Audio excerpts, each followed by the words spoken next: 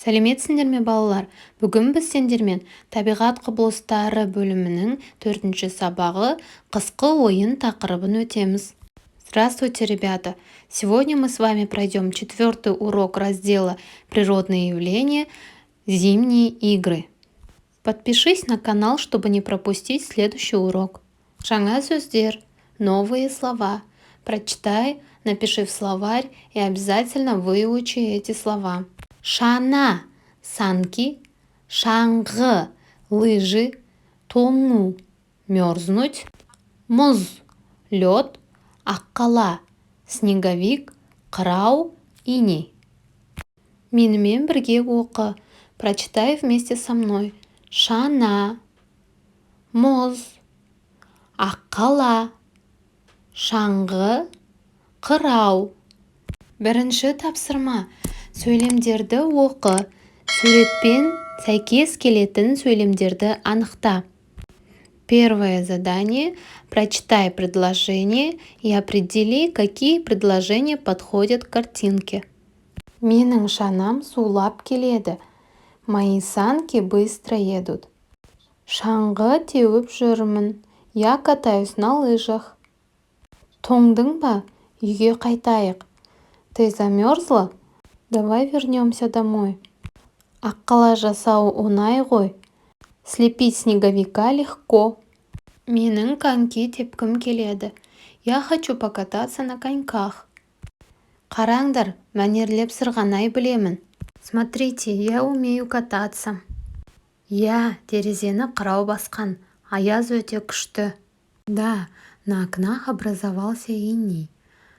Очень сильный мороз. Мұздан үйді қалай салады? Как строят дом изо льда? Асықпай қайтала, құлап қаласың. Повторяй медленно, упадешь. Екінші тапсырма. Берілген сөздерді пайдаланып, сурет бойынша әңгіме құра.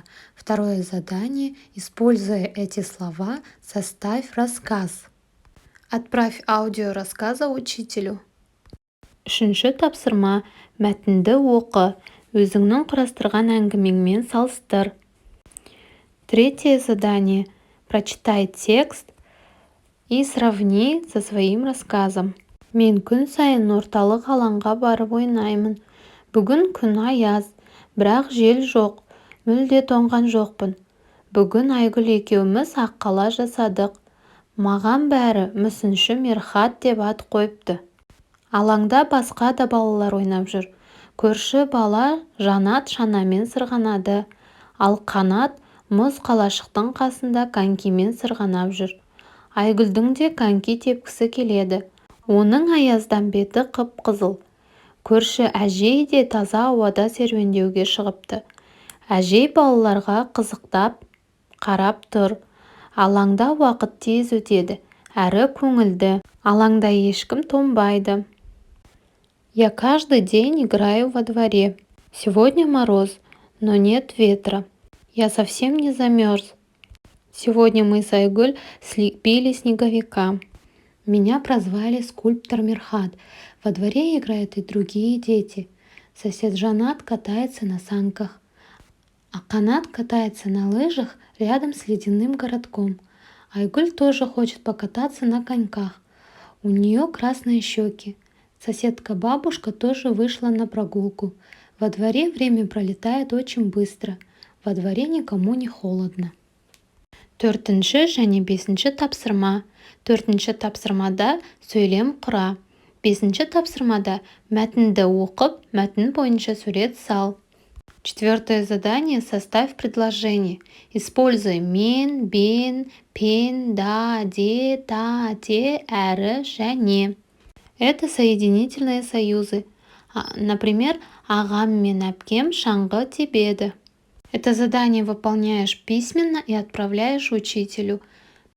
Поставь видео на паузу и попробуй сделать сам. Үлгі. Примерно такие предложения у тебя должно выйти. Алибек пен Анель шана тебеді.